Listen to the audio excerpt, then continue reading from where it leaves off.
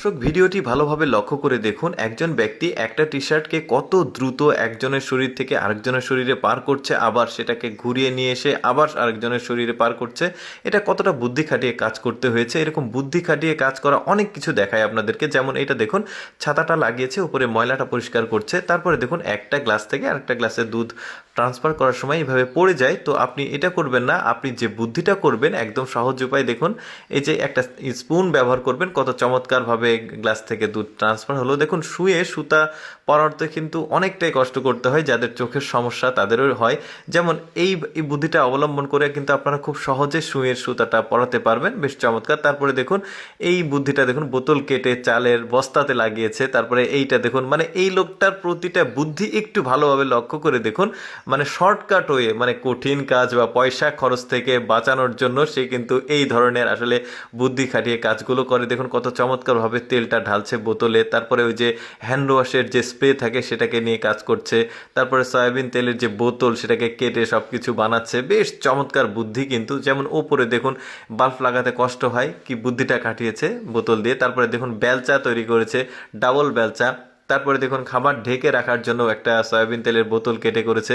এই চুলাটার আবার তিনটা পার্ট, মাঝখানের পার্ট দিয়ে খড়ি দেওয়া হয়, ওই পাশের পার্ট দিয়ে কিন্তু আবার রান্না হয়, আর নিচের পার্ট দিয়ে ছাই বের করা হয়। কতটা বুদ্ধি খাটিয়ে কাজটা করেছে দেখুন। তারপরে দেখুন এগুলো ওয়ান টাইম যে মানে কাপ রয়েছে কফি খাওয়া বা চা খাওয়া, এগুলোকে একত্রিত করে স্ট্যাপলার পিন দিয়ে লাগিয়ে এরকম দুইটা পার্ট করেছে, তারপরে দুইটাকে একত্রিত করে বলের মতো করেছে। তারপরে দেখুন এর ভেতরে লাইট সেট করেছে, এখন চমৎকার লাগবে বিভিন্ন উৎসবে কিন্তু এই ধরনের আসলে জিনিসগুলো করলে বাচ্চারা কিন্তু খুশি হবে, দেখতে বেশ চমৎকার লাগছে। এবার প্রয়োজনীয় একটা জিনিস দেখাই, দেখুন কতটা বুদ্ধি খাটিয়ে কাজটা করতে হয়েছে। এই যে দেখবেন বাসার সামনে বা বাড়িতে তার ঝুলে থাকে, যেগুলো দেখলে খারাপ লাগে, এই মেশিনটা বুদ্ধি খাটিয়ে বানিয়েছে। দেখুন কত চমৎকার লাগলো। তারপরে দেখুন এখানে ওই যে ময়লা প্লেট গ্লাস যেগুলো আছে, এই মেশিনটা মানে একটু বুদ্ধি খাটিয়েই করেছে। দেখুন কত চমৎকারভাবে এটা খুবই কম সময়ের মধ্যে সবগুলো পরিষ্কার করে একদম বের করে দেবে। দেখুন এই যে দেখতে পাচ্ছেন পরিষ্কার হয়ে গেছে। এই মেশিনটা কিন্তু বুদ্ধি খাটিয়েই করা।